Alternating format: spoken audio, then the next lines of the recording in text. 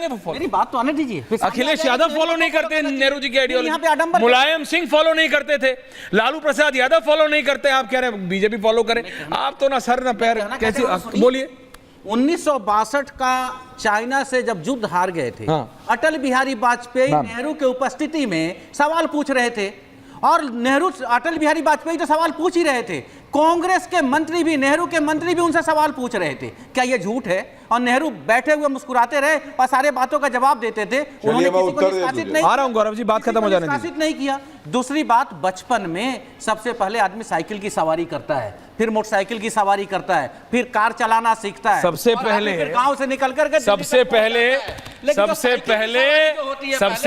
सुन लीजिए, आप समझिए, सबसे पहले साइकिल की सवारी नहीं होती Sanjay ji, you are again factually wrong. सबसे पहले दादा और दादी की कंधे की सवारी होती है, you are factually wrong. Okay, Gaurav Bhatia जवाब दे रहे हैं, थैंक यू भाई, भारतीय संस्कृति से मत आप खिलवाड़ के, थैंक यू। गौरव भाटिया जवाब दे रहे हैं, गौरव भाटिया जवाब दे रहे हैं, गौरव भाटिया जवाब दे रहे हैं, गौरव भाटिया जवाब दे रहे हैं। मैं बोलूं फिर जवाब ले लेना। अरे अनुराग जी, आप उनके बाद बोलिएगा ना, आप अभी बोले थे आप, उसके बाद जवाब नहीं आया। गौरव भाटिया जवाब दे रहे, फिर मैं आ रहा हूँ एंडिंग कमेंट्स के लिए, आ रहा हूँ फिर, थैंक यू। हाँ, गौरव भाटिया ये जवाब दे दे, फिर एंडिंग कमेंट्स के लिए आ रहा हूँ। देखिए, जैसे सत्तारूढ़ पार्टी का एक कर्तव्य है, वैसे ही विपक्ष का भी एक कर्तव्य है, फर्ज बनता है कि वो सकारात्मक आलोचना भी करे, सुझाव भी दे।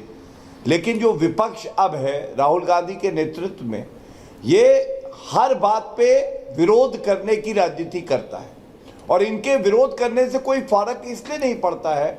हमने देखा अनुच्छेद 370 को संशोधित करना था तो वो करा हमने, इन्होंने विरोध किया, हमने कर ली, क्योंकि वो देश हित में था। इसलिए इनका जो विरोध है इन पे भारी पड़ता है और जनता ने इनको नकारा है। दूसरी बात, संजय जी ने कहा नेहरू जी से सीखना चाहिए। नहीं भाई, मैं माफी चाहूंगा, सम्मान करते हैं पूर्व प्रधानमंत्री, सीख नहीं पाएंगे। वजह क्या है मैं आपको बताता हूं। अनुच्छेद 370 सारी रियासतें जितनी थी उनकी जिम्मेदारी सरदार पटेल की थी, और सरदार पटेल ने 565 रियासतों को मिला दिया। कश्मीर की जिम्मेदारी नेहरू जी ने अपने पास रखी, गोपाल स्वामी अयंगर को दे दी। हमने देखा कश्मीर में क्या हो गया, और उसको सुधारा नरेंद्र मोदी जी ने। हिंदी चीनी भाई भाई का नारा दिया, 1962 का युद्ध हारे, भारत की भूमि चीन के पास चली गई। भारत रत्न हमने किसको दिया है आप बताइए?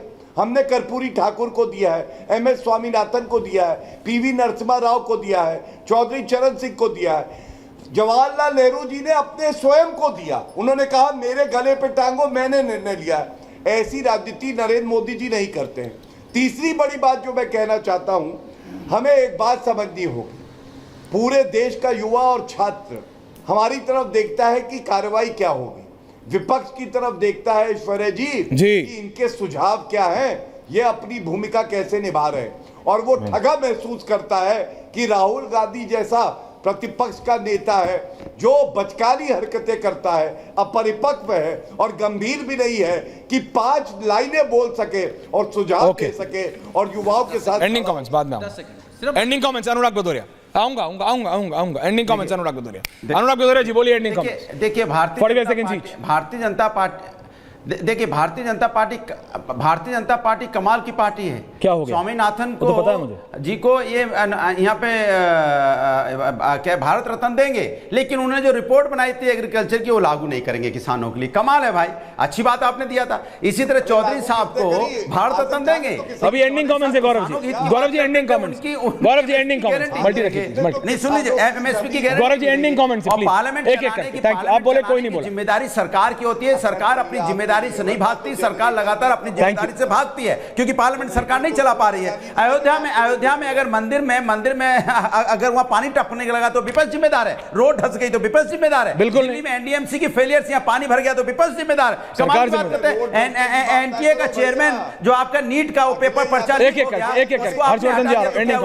उसको विपक्ष ने बनाया था क्या? विदेश भाग गया तो क्या विपक्ष जिम्मेदार है? भारतीय जनता पार्टी के प्रवक्ताओं की भाषा की वजह से उत्तर प्रदेश में बीजेपी 33 पे आ गई, हम तो 37 पे चले गए। तो इसके मतलब ऐसी भाषा बनाए रखिए, अभी 33 पे आए, अगली बार 3 पे आ जाओगे। हम तो कहेंगे ऐसे ही बने रहो गजनी सब लोग, और ऐसी भाषा का इस्तेमाल करते रहो, और बीजेपी को 3 पे ले आओ। Okay, Harshvardhan ji ending comment, Harshvardhan ji ending comment, Harshvardhan ji ending comment please to both the politicians please. Thank you Harshvardhan ji, मैं आ रहा हूं, गौरव जी लास्ट में आप जवाब देंगे। Harshvardhan ji ending comments. Thank you. Aishwarya ji, मुझे बहुत स्पष्ट तौर पर दिखता है कि अनुराग जी रिलैक्स। देश सरकार और विपक्ष यानी सत्ता पक्ष और प्रतिपक्ष दोनों के लिए थोड़ा आत्ममंथन का है। अगर विपक्ष को ये लगेगा कि उनके नंबर ज्यादा आ गए हैं, इसका मतलब वो हर वक्त आक्रामक जरूरत से ज्यादा रहेंगे। सड़क की आक्रामकता और संसद की आक्रामकता दोनों का फर्क होता है। जो लोग संसदीय राजनीति देखते जानते हो तो बहुत अच्छे से पता है। कभी कभी सदन के भीतर भी आक्रामकता बहुत जरूरी होती है और वो भी लोकतंत्र का हिस्सा होती है। लेकिन अगर आप नियमित तौर पर आक्रामकता ही करेंगे तो निश्चित तौर पर उसका संदेश जनता में गलत जाएगा। इस संतुलन को समझने वाले राजनीति में आगे जाते हैं, जो नहीं समझ पाते हैं उनकी अपरिपक्वता जनता खारिज करती है। ओके, ओमकारेश्वर जी ending comment sir. Sanjay ji को भी ले आइए प्लीज। ओमकारेश्वर जी, मैं समझता हूं यहाँ मैं हर्षवर्धन जी की बात से सहमत हूं थोड़ा सा कि दोनों पक्षों के सामने इस समय जिम्मेवारी है, और ख़ास तौर से मैं ये कहना चाहता हूं कि विपक्ष के पास इस बात की बहुत जिम्मेवारी है कि वो ज़्यादा तैयारी के साथ आए, ज़्यादा रिसर्च करके आए और बेहतर दबाव बनाए, पहले से ज़्यादा। अनुराग जी सुन रहे हैं ना, जनता ने आपको ज़्यादा संख्या में भेजा है इसीलिए कि आपके हर स्पीच में, आपके हर रिसर्च में वो चीज़ें आनी चाहिए जहां सत्ता पक्ष लैग कर रहा है। यह तय है कि सत्ता पक्ष बहुत सारी चीजों में लैग कर रहा है, लेकिन आपको लैग नहीं करना है। आपको तथ्यात्मक तरीके से चीजों को उठाना है और भाषा पर भी आपको नियंत्रण रखना है। उनको नियंत्रण खोने दीजिए, वो नियंत्रण खोएंगे तो जनता देख रही है और जनता उसका जवाब दे रही है। आज जो है देश के हालात काफी बदले हैं, तो इसलिए जिम्मेवारी इस मामले में मैं कहूंगा कि विपक्ष पे बहुत ज्यादा है। बहुत ज्यादा तैयारी के साथ आपको संसद में मुकाबला करना होगा सत्ता पक्ष। Okay, Sanjay ji ending comment, then गौरव बढ़िया जवाब। ऐश्वर्या जी अच्छा से याद है कि मनमोहन सरकार में जीएसटी से लेकर आधार कार्ड तक जितनी भी चीजें आई, नरेंद्र मोदी जी और भारतीय जनता पार्टी सबका विरोध किया।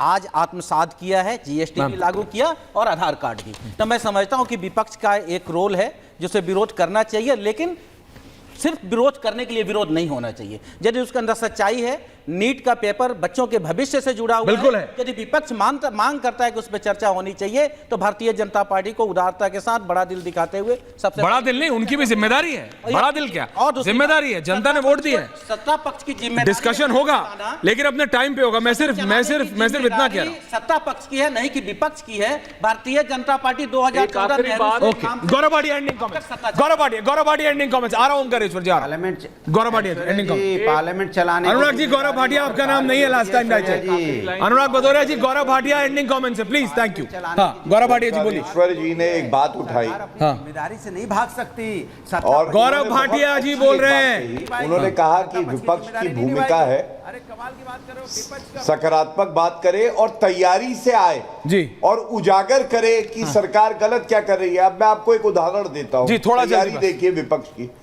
खड़गे जी ने आज संसद के पटल पे कहा 7 साल में 70 बार लीक हुआ है नीट का पेपर जी, तथ्यात्मक तौर पे ये गलत है। गलत। मैं चुनौती देता हूं, कांग्रेस पार्टी का कोई भी नेता, राहुल गांधी हो चाहे खड़गे जी हो, ये सिद्ध कर दे 7 साल में 70 बार लीक हुआ और ये टीवी पे चल रहा था। दूसरी बात, ओंकारेश्वर जी आप याद करिए, मैंने अभी आपको बताया मणिपुर पे चर्चा मांग रहे थे, और चर्चा किस रूल के अंडर हो ये मायने नहीं रखता, मायने ये रखता है चर्चा हो।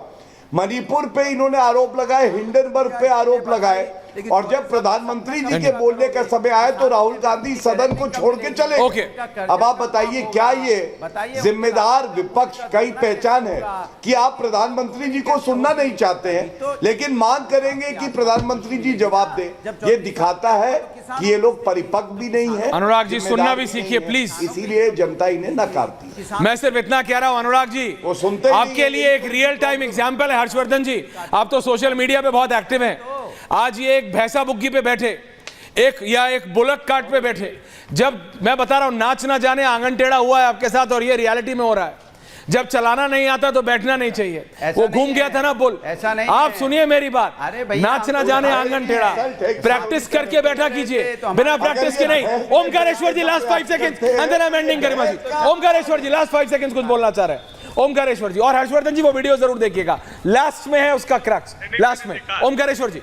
गौरव जी को ये बात याद दिलाना चाहता हूं, आपने 2-3 बातें कही। एक सर थोड़ा जल्दी, टाइम नेहरू को नहीं मानते, मत मानिए। आप श्यामाचरण मुखर्जी उनके कैबिनेट में रह चुके थे, वो मत मानिए। अटल बिहारी वाजपेयी जी ने कहा था कि हम यहां तक आज तक पहुंचे हैं तो इसमें पिछली सभी सरकारों का योगदान है, उसको भी मत मानिए। आप 1962 के चीन को देखेंगे तो गलवान को लोग आज भी याद कर रहे हैं। आज भी हमारी सेनाएं, दोनों सेनाएं, देशों की सेनाएं वहां डटी हुई हैं। बहुत सारे फैक्ट्स हैं जिसका जवाब सरकार को देना है, सरकार को देना है।